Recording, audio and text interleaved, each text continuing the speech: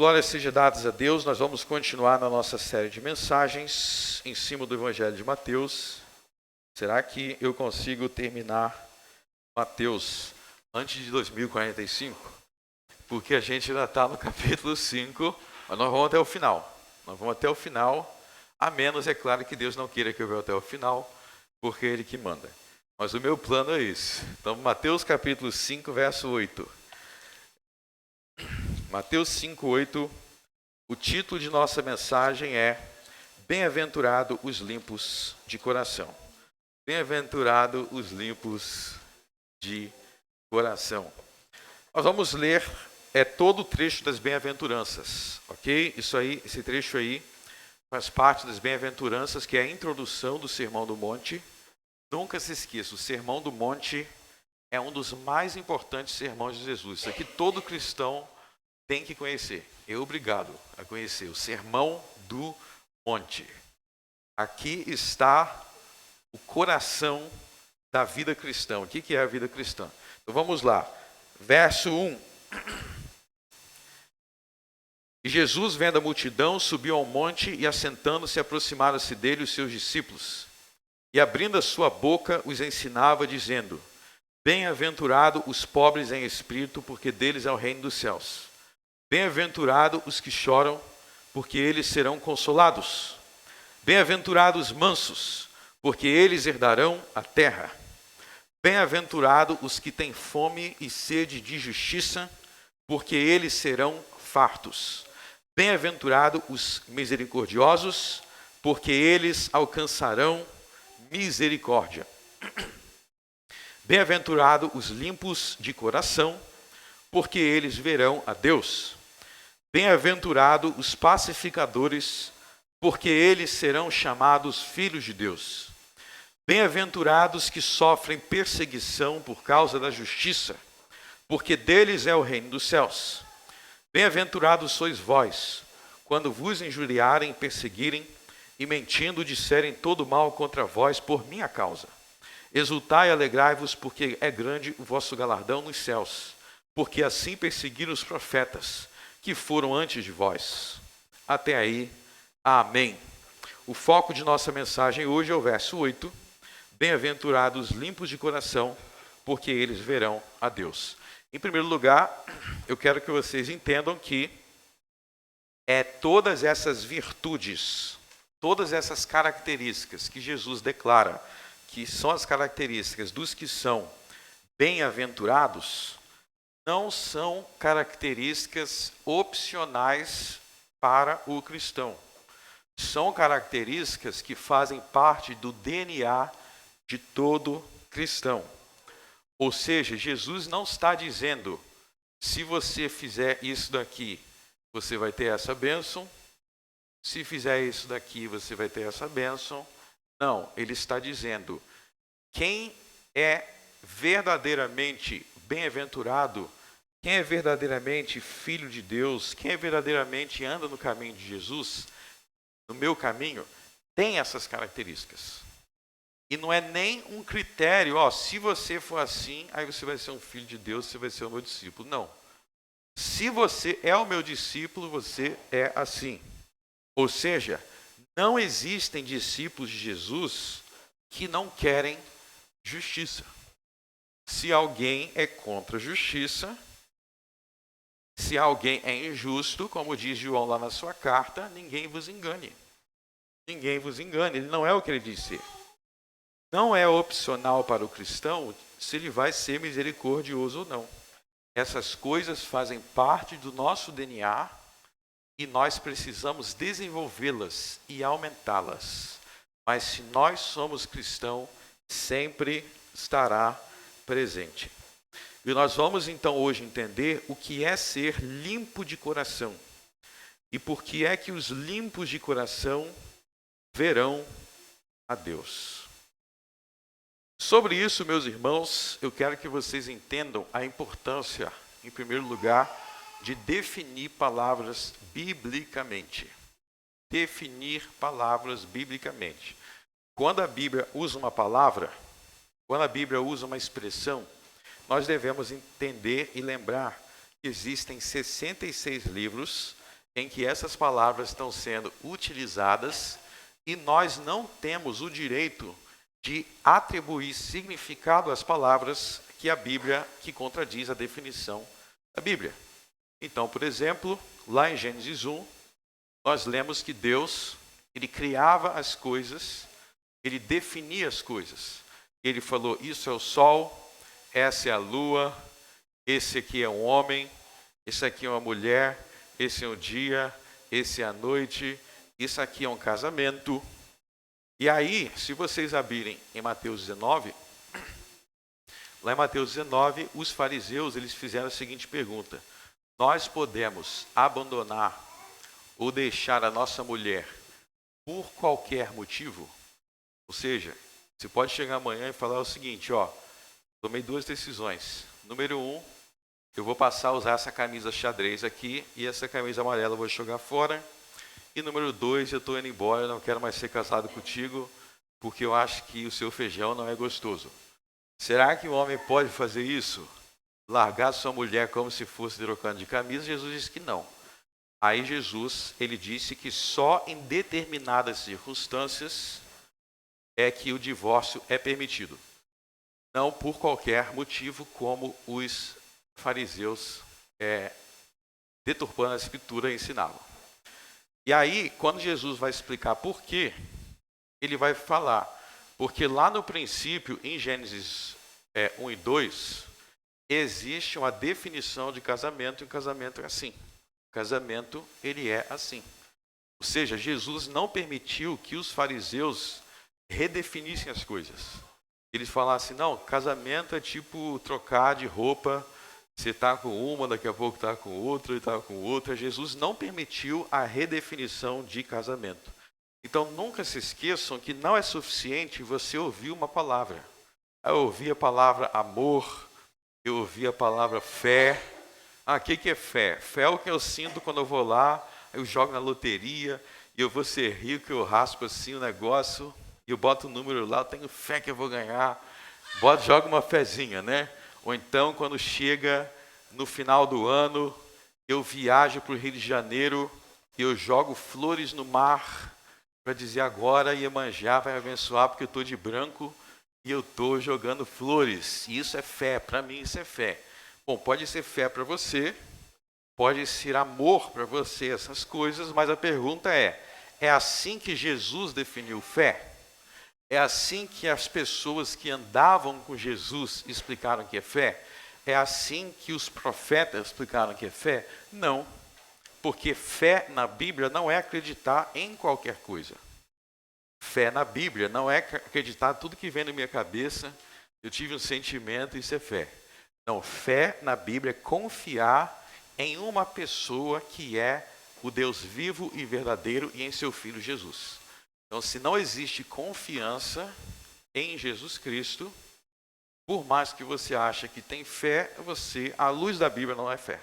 É outra coisa, está redefinindo as coisas. Então, vocês estão entendendo a importância da gente não só ouvir palavras, eu acho que é isso, eu acho aquilo outro. A gente tem que saber como é que o próprio Jesus explicou essas coisas. E por que eu estou falando isso? Porque existe esse grande problema em torno da palavra no verso 8, coração. Bem-aventurado os limpos de coração. Ok? A palavra coração, ela é muito usada na Bíblia. Ela é muito usada nos discursos de Jesus. De maneira que a gente tem que entender essa palavra corretamente. Do contrário, a gente vai deturpar muita coisa. E aí eu quero te perguntar, o que para você significa a palavra coração? Bom, obviamente no sentido literal da palavra, coração é um órgão que eu tenho aqui, tá batendo. Esses dias eu fui aí no médico para ver como está a minha filha, a gente ouviu o coração dela, tá batendo perfeitamente a toda velocidade. É um momento de grande alegria ouvir isso. Então, o coração é um órgão essencial. Né? Se parar o teu coração, você morre. Né? Você morre. Espero que o coração de vocês, todos vocês estejam funcionando bem. vocês vivam até 110 anos. Porém, quando Jesus diz os limpos de coração, será que ele está falando que em algum momento eu tenho que ir no hospital e aí ele vai abrir aqui meu peito, vai jogar um detergente e vai limpar? Agora está limpo de coração. Não. Coração aqui é uma figura de linguagem.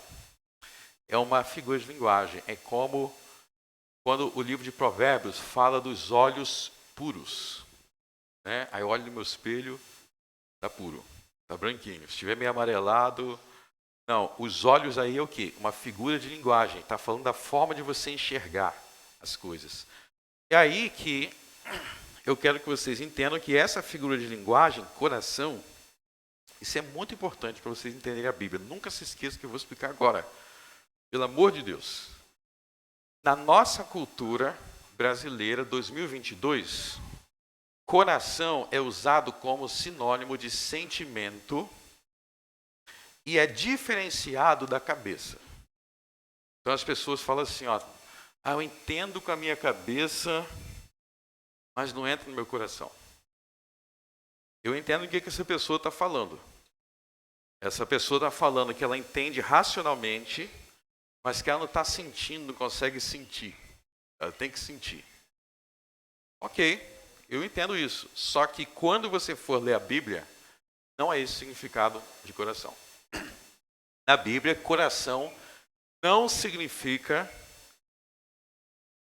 sentimento. Não em primeiro lugar. Na Bíblia, coração é em primeiro lugar pensamento, mente.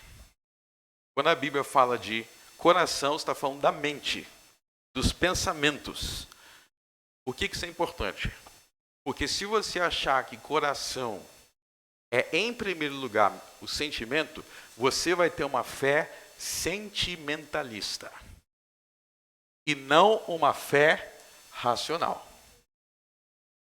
Quando você entender o que é o coração na Bíblia, você vai entender que crer também é pensar. E que você tem que pensar para crer. E que você tem que entender para viver a vida cristã. Por que você vai em alguns lugares, alguns grupos religiosos, e o auge do culto para eles é quando você não entende nada.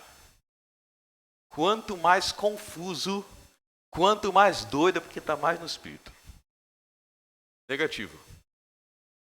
Quanto mais no espírito, quanto mais seguindo Jesus, mais a sua mente vai estar transformada. Não é todo mundo com o pensamento doido, não. Mas é com a mente transformada. Mas vamos ver essa questão do coração, vamos definir biblicamente. Tá?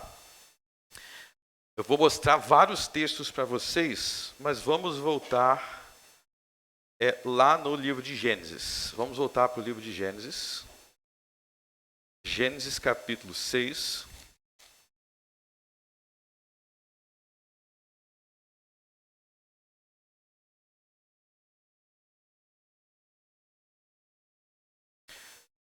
Esse é o texto do dilúvio, do tempo de Noé.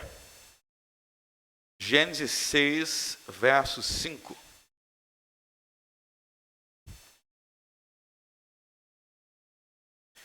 E viu o Senhor que a maldade do homem se multiplicara sobre a terra. Olha, a maldade do homem.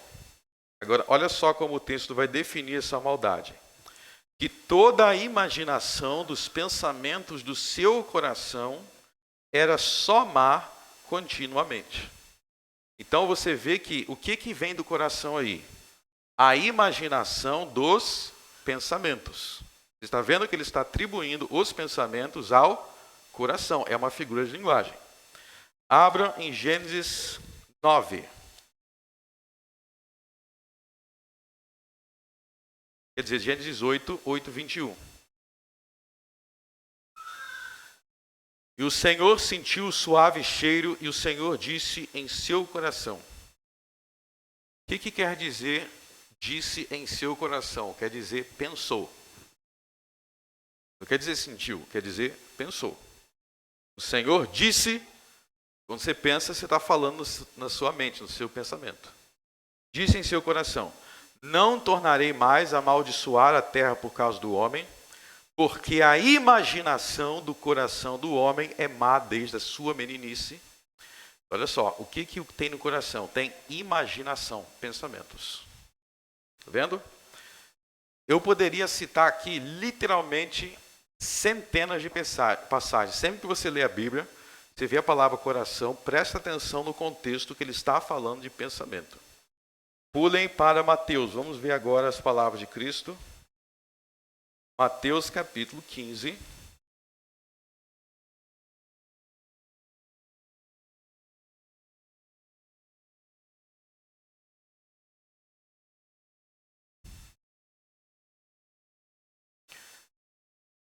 Existe uma situação em Mateus 15, nós não vamos ler tudo, mas essa situação em Mateus 15, alguém questionou por que Jesus e os discípulos eles comeram sem fazer o rito de purificação das mãos.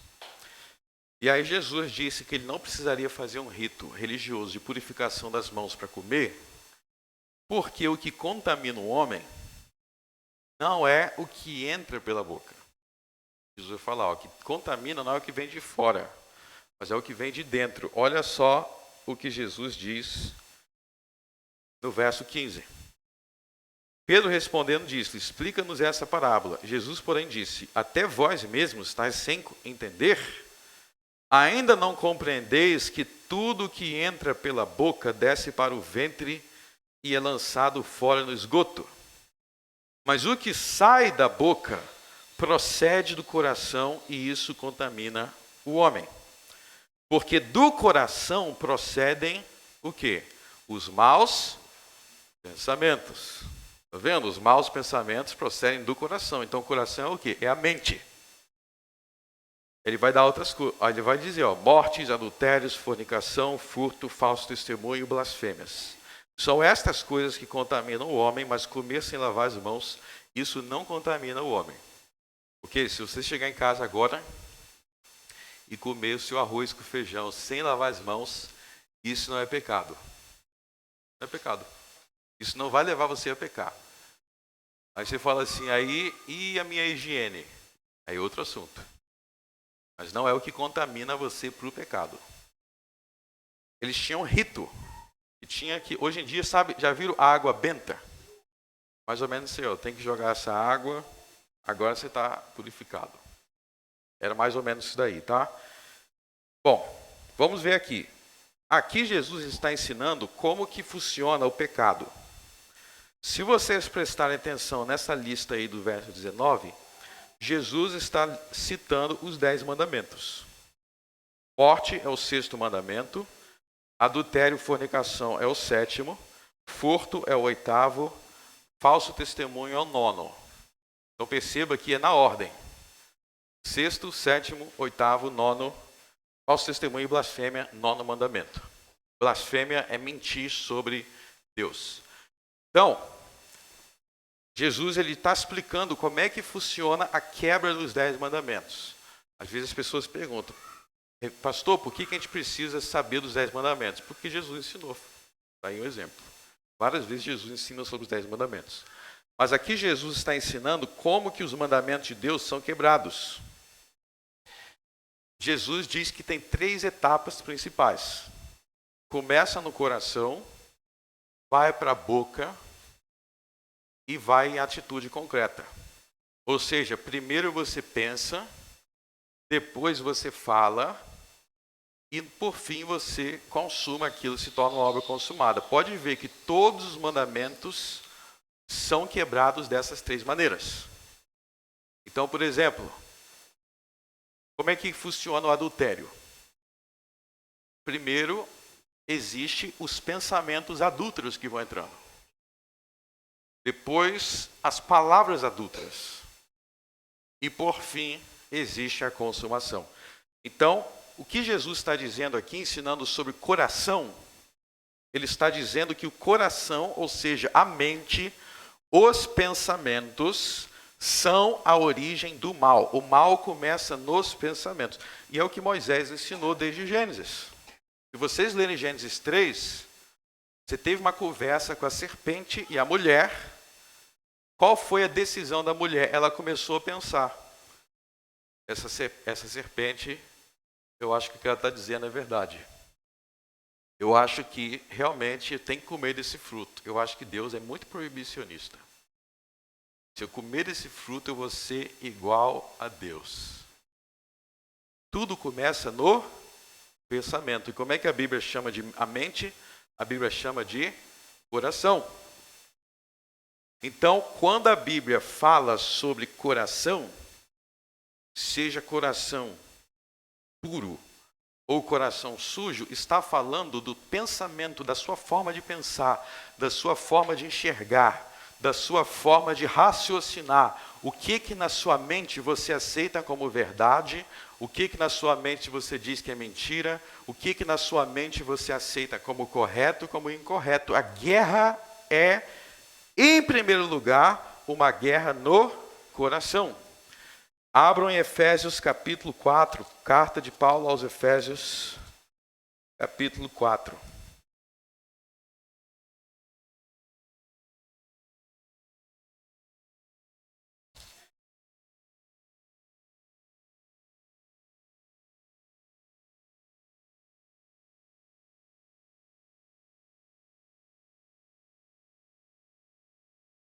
Antes de a gente ler, a situação é o seguinte: alguns se perguntam, você está enfatizando muito o coração, que é a mente, e aonde entram os sentimentos.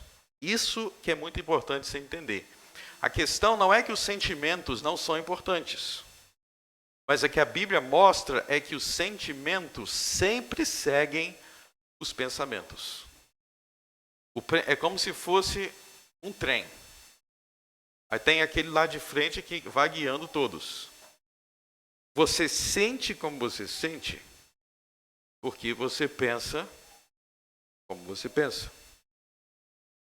Vou dar um exemplo aqui antes da gente ler. Às vezes você sente uma raiva de uma pessoa. Você tem aquele sentimento de ira. Mas para pensar, você sente isso assim, aleatoriamente, do nada, você tem um sentimento desse com alguém? Não. É porque você sabe de alguma coisa daquela pessoa, ou seja, você tem uma informação daquela pessoa na sua mente, ou seja, no seu coração, e aquela informação causa aquele sentimento. Olha, eu soube que essa pessoa aqui, vou dar um exemplo, eu soube que essa pessoa aqui, o Joãozinho, ele bateu na mulher dele. Aí você tem aquela ira. O que está causando essa ira? A informação de que ele bate na mulher. Aí vamos dizer que você descobre a verdade, que era mentira, estão fofocando dele, ele não bate nada, você descobriu a verdade. O que vai acontecer com o seu sentimento? Você vai ficar tranquilo. Você vai ver, vai sentir diferente com aquela pessoa. Comece a pensar. Agora vamos ler aqui, Efésios 4. E digo isto e testifico no Senhor, para que não andeis mais como andam também os outros gentios, na vaidade de sua mente. Então veja que quando ele vai descrever aqueles que não seguem a Deus, o problema principal deles está na mente. Entenebrecidos no entendimento, separados da vida de Deus pela ignorância que há neles, pela dureza do seu coração. Então veja que tudo que ele diz nos versos 17 e 18 tem a ver com a mente. A mente deles é vaidosa, verso 17. A mente deles, o entendimento deles está entenebrecido. Entenebrecido quer dizer no escuro, está no escuro. O entendimento deles está no escuro, ou seja, não tem entendimento. Eles são ignorantes. E o coração deles é duro. O que é coração duro? É quando alguém tem a cabeça dura. O que é cabeça dura? Coração é mente. Mente dura, entendimento duro, quer dizer que você argumenta, prova, mostra, é isso, e a pessoa continua pensando da mesma forma. Você pode dar 1 milhão de motivos, argumentos, e a pessoa não muda a forma dela de pensar. Isso é coração duro. E o que é esse entendimento vaidoso, o que é essa mente vaidosa, esse entendimento entenebrecido, esse coração duro, essa ignorância, o que isso causa? Verso 19, os quais, havendo perdido todo o sentimento. Então, como eles têm um entendimento cego, o sentimento deles acompanha isso. Acompanha essa cegueira. Então, aqui vai algo bem prático para vocês. Vocês querem mudar a sua forma de sentir? Vocês têm que mudar a sua forma de pensar. Pare de pensar que sentimentos são incontroláveis. Sentimentos não são incontroláveis. Os sentimentos estão subordinados à forma com que você decide e escolhe pensar. Isso é muito importante. Deixa eu dar outro exemplo aqui. Tem gente que vai para a igreja e fica pensando assim, meu Deus, 1 hora de pregação, e sente aquele tédio. Ela sente aquele tédio. Sabe por que ela sente aquele tédio? Eu não consigo controlar o que eu sinto. Claro que consegue.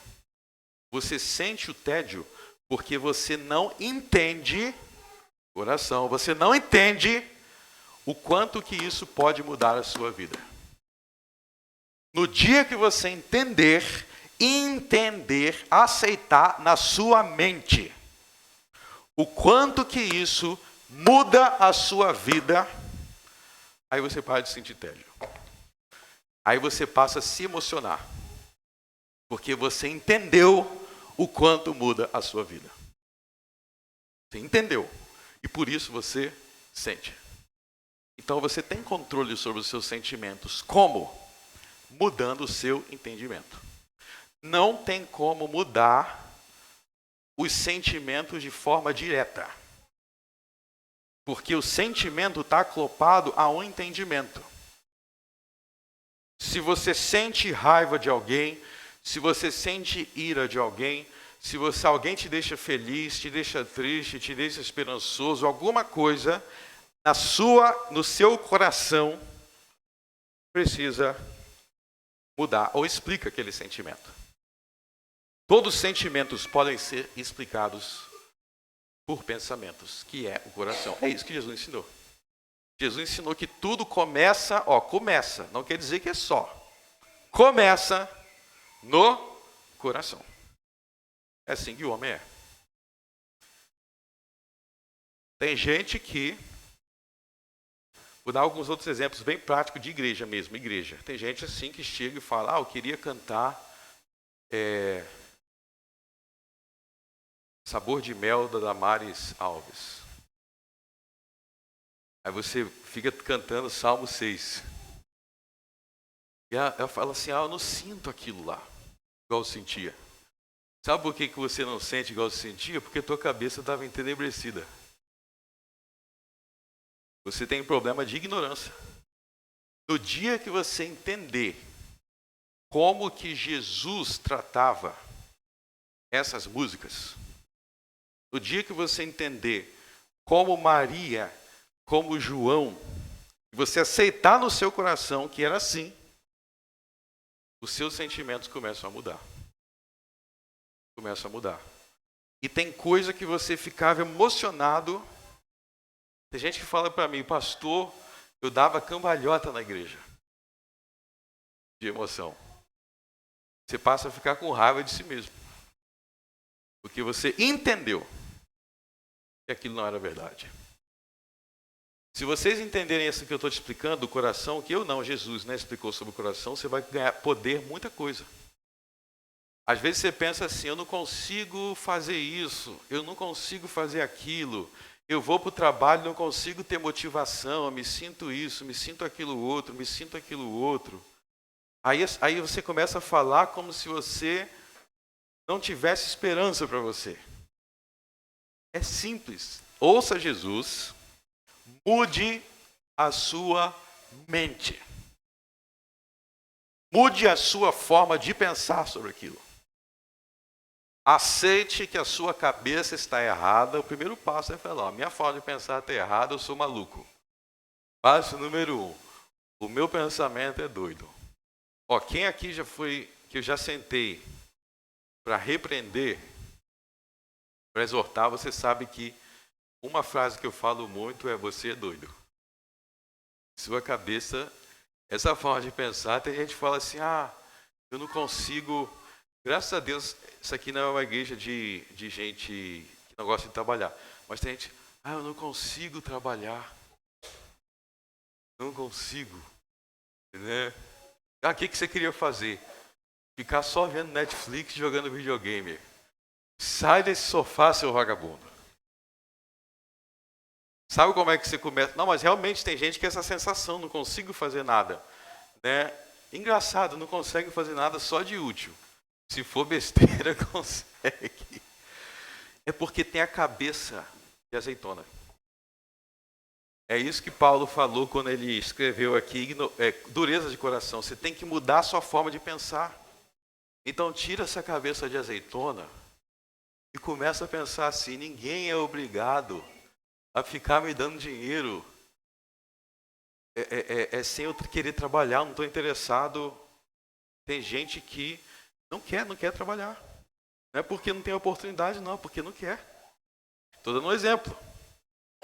Começa a mudar a cabeça, começa a ter a mente: eu quero crescer, eu quero prosperar, eu quero comprar uma casa, eu quero comprar um carro. Tudo isso é bíblico. Eu quero ofertar na igreja, eu quero ajudar os pobres, eu quero ter dinheiro para ajudar o necessitado, eu quero ter o dinheiro para ajudar os meus parentes, minha família. Você mudou o seu entendimento, aí você sabe o que vai acontecer? Você vai começar a se empolgar com o trabalho. Você vai começar a pensar nas coisas que você vai conquistar, que você vai conseguir, que você vai alcançar, no respeito que você vai ter das pessoas. Porque você está mudando o seu... Como que a Bíblia chama isso? Metanoia. Isso aí, Raul. Mudança de mente. Mudança de coração. Todas as áreas é assim. Todas as áreas é assim. Não aceitem. E o único que pode determinar o que você tem que ser é Deus. Não aceite que outros fatores determinem. Eu sou obrigado a ser essa pessoa para baixo. Não, você não é obrigado a ser para baixo, não. Você pode ser uma pessoa muito, muito feliz e alegre para cima. O que você faz para conseguir mudar? Eu não disse que é fácil. Mas você vai mudar o seu coração. Você vai enxergar as coisas de outra forma. Você vai enxergar as coisas da maneira que Jesus ensinou a enxergar. Então, voltando para o Sermão do Monte, quando Jesus fala limpos de coração,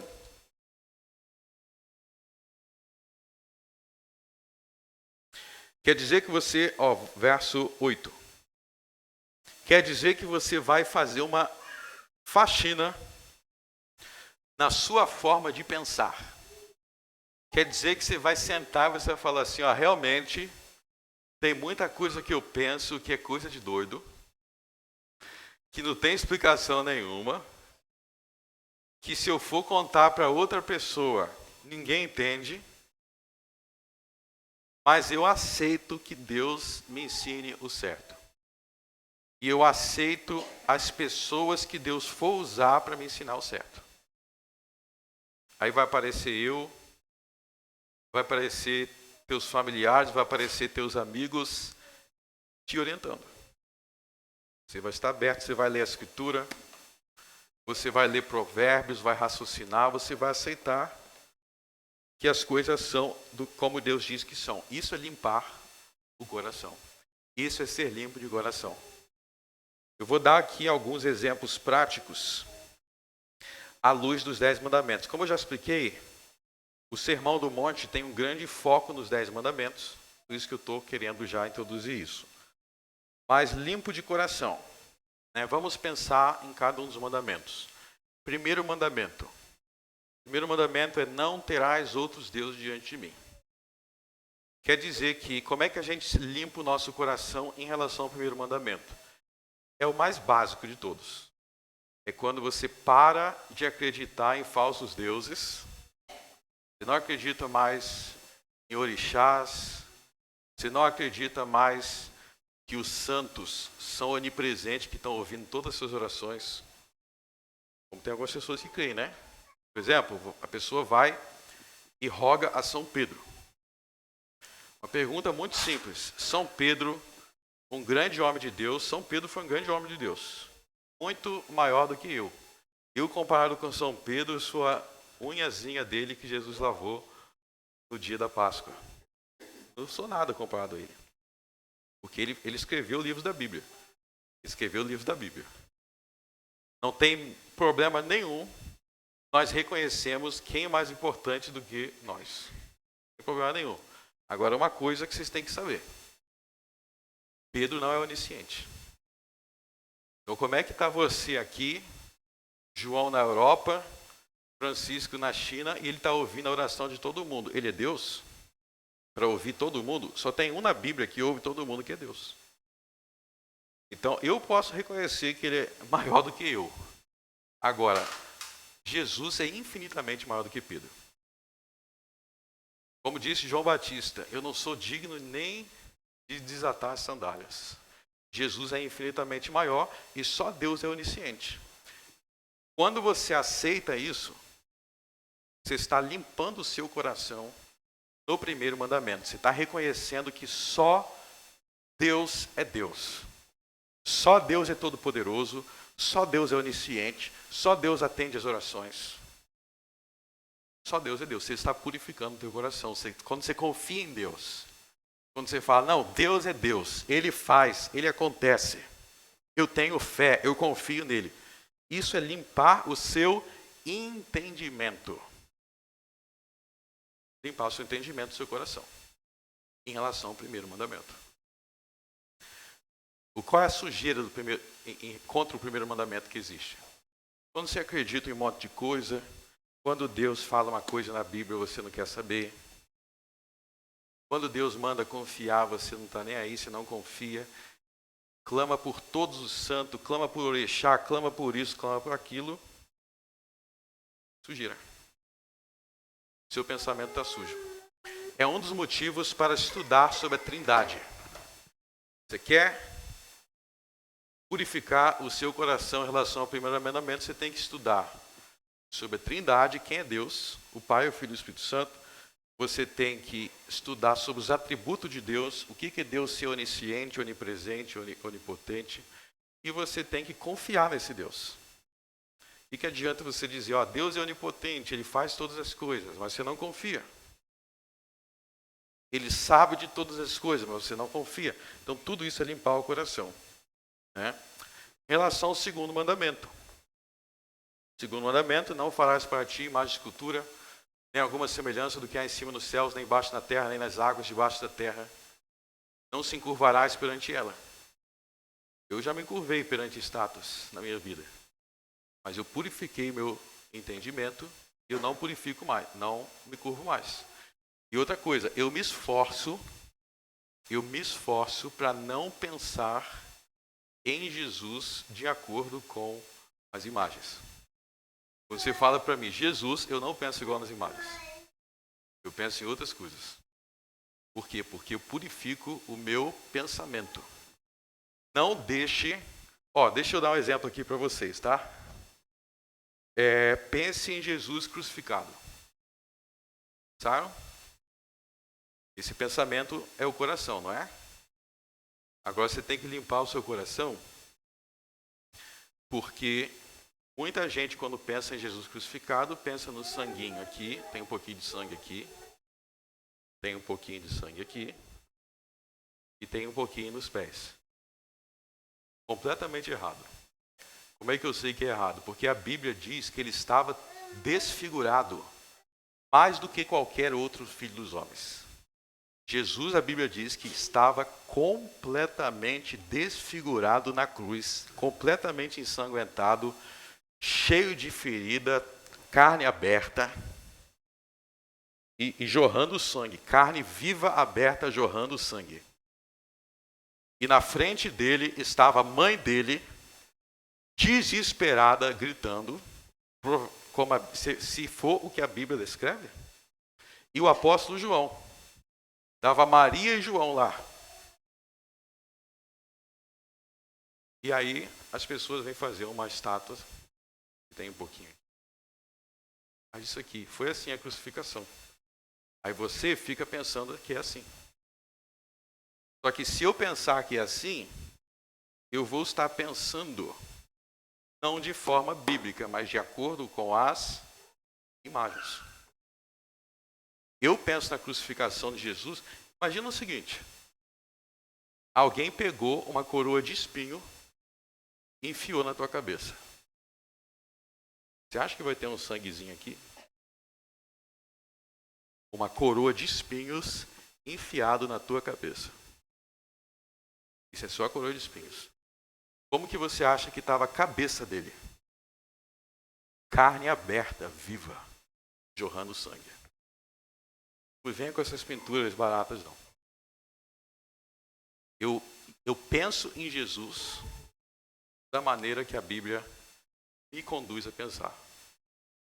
Isso é limpar o meu coração no segundo mandamento. O que é limpar meu coração no terceiro mandamento? Não tomarás o nome do Senhor teu Deus em vão. Quer dizer que sempre que eu penso em Deus, sempre que eu penso em Jesus, sempre que eu penso no nome de Jesus, eu penso de forma respeitosa, sublime e majestosa. Você não pensa em Deus como se estivesse pensando em qualquer um. Você tem que pensar em Deus como o Santíssimo, o Justíssimo. Sempre que você pensar em Deus é assim. Isso é o terceiro mandamento. É santificar o nome de Deus. O nome de Deus na Bíblia são os meios que Deus usa para se revelar. Então, quando eu participo da ceia, fazer isso em memória de mim. Eu tenho pensamentos puros sobre Jesus. O que ele fez em memória de mim, porque a ceia é do Senhor. Não é como os pensamentos que eu tenho, tipo, sobre muitos desses políticos aí do Brasil, né? Quando eu penso nele, muitos deles eu penso ladrão, injusto, muitos deles, infelizmente. Quando eu penso em Jesus, não. Quando eu penso em Jesus, eu penso em amor, paz, justiça e santidade. Em relação ao quarto mandamento, a Bíblia ensina que Deus criou o mundo em 6 dias e no 6º dia ele concluiu a obra da criação. E no primeiro dia em que o universo existia de forma completa, ele santificou esse dia.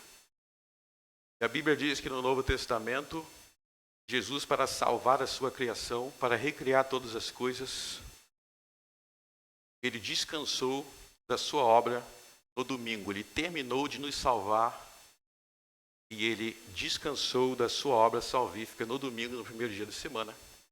E por isso, eu organizo o meu tempo, eu estruturo o meu tempo da maneira que Jesus ensinou a estruturar, na minha mente.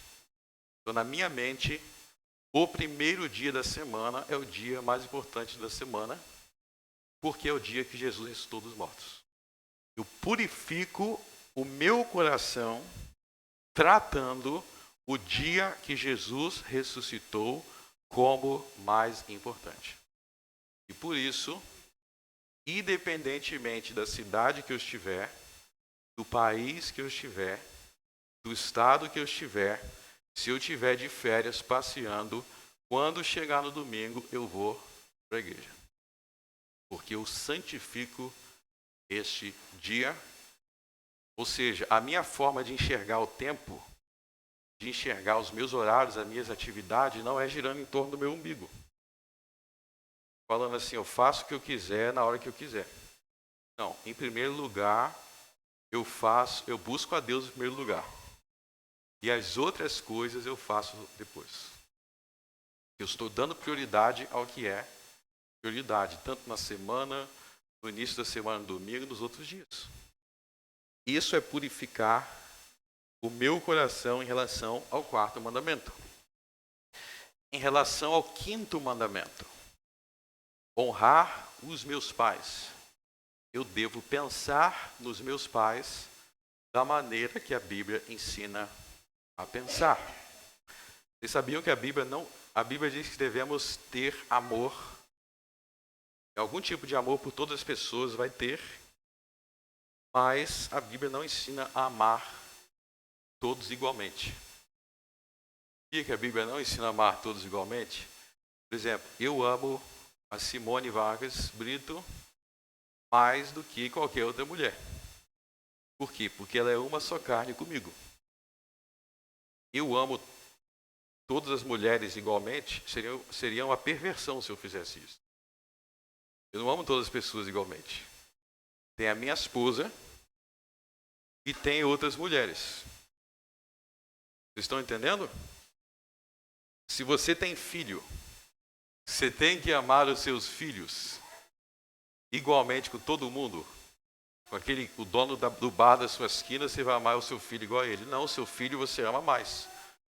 É assim que a Bíblia ensina. Os seus pais. Sexto mandamento. Você coloca na sua mente a importância da vida. A importância da vida humana. A vida humana é importante em seu coração? É assim que se purifica o coração à luz do sexto mandamento. A vida humana é importante em seu coração? Para grande parte da população brasileira, não. Porque tem tanta violência, tem tantas pessoas abandonadas à morte nos hospitais. Se você começar a parar a pensar nessas coisas, você vai ver porque o coração das pessoas não se importa com a vida, por isso que permitem certas coisas acontecer. Permite certas coisas acontecer. Existem irmãos aqui da igreja que teve parentes ou eles mesmos foram internados e me contam às vezes horrores e que sofreram em certos hospitais. Descaso. O sétimo mandamento. Como é que você purifica sua mente no sétimo mandamento? Só existe uma mulher a quem você tem olhos para desejar, que é a sua esposa. Só existe um homem na face da terra que você tem olhos para desejar, que é o seu marido.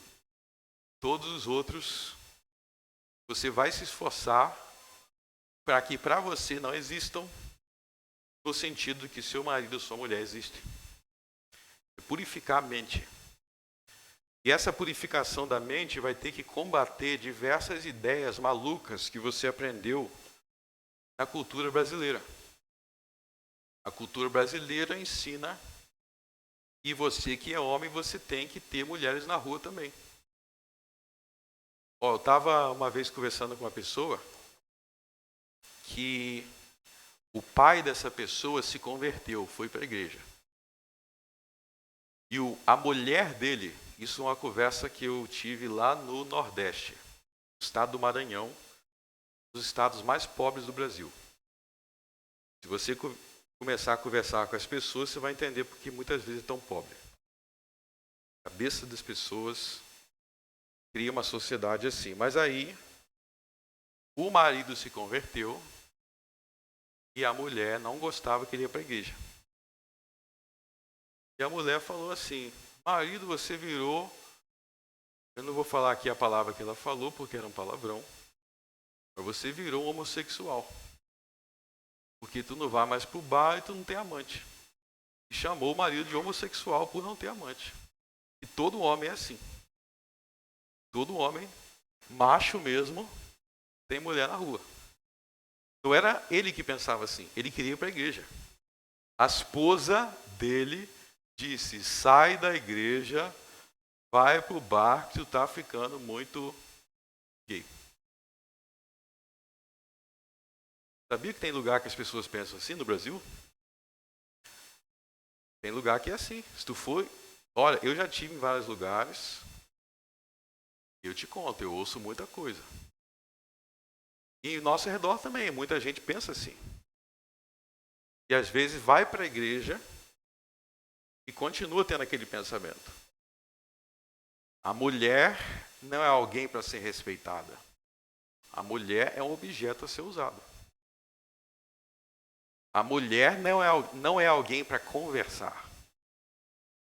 Você conversa com seus amigos no bar. A mulher você grita. E você tem o prazer dela, extrai o prazer dela. Isso é muito forte na cultura brasileira. E muitas mulheres, inclusive, também pensam assim, porque foram doutrinadas assim. Né? Aí o cara se converte, vai ter que mudar tudo isso. Vai ter que ler, vai ter que aprender com Jesus a tratar mulheres, vai ter que aprender com os apóstolos como é que se trata, como é que se age, como é que se conduz, senão ele vai morrer na cabeça ignorante dele, de azeitona, achando que ser feliz é isso. 8º mandamento. O apóstolo Paulo ensina que o 8º mandamento, não roubarás, inclui o dever de trabalhar honestamente. Se você não rouba, você vai ter dinheiro como? Trabalhando honestamente. Ser trabalhador faz parte do 8º mandamento. Então, santificar a sua mente para entender o valor do trabalho.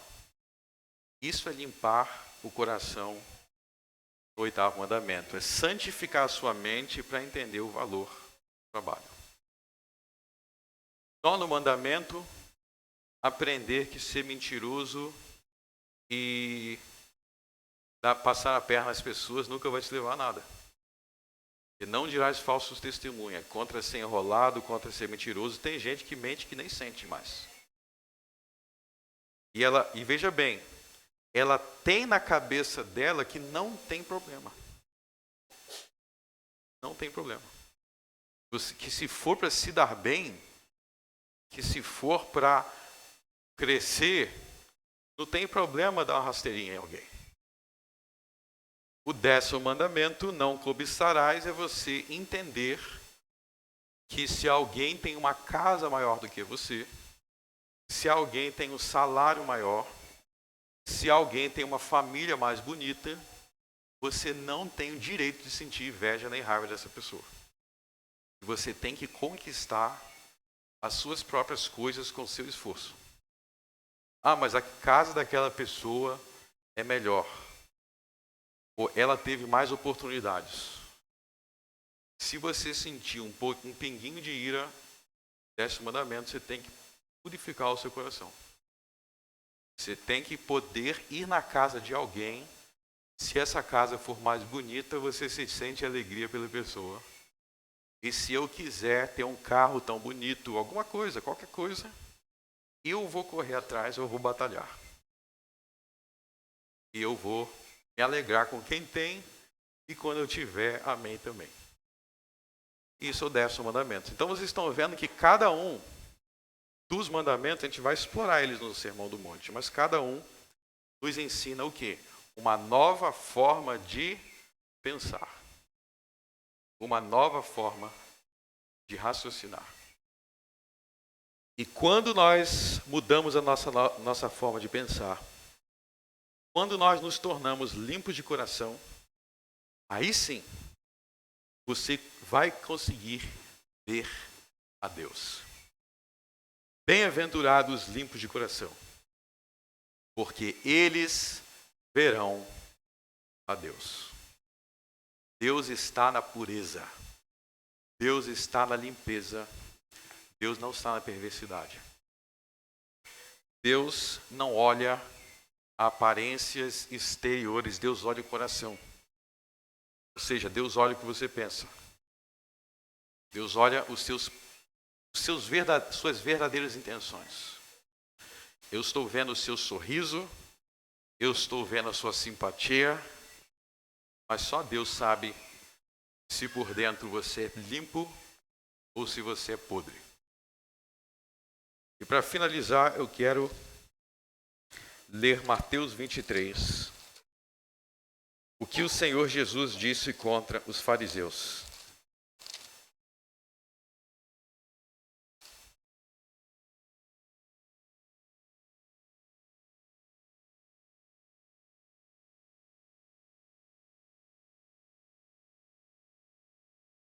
Mateus 23, 25.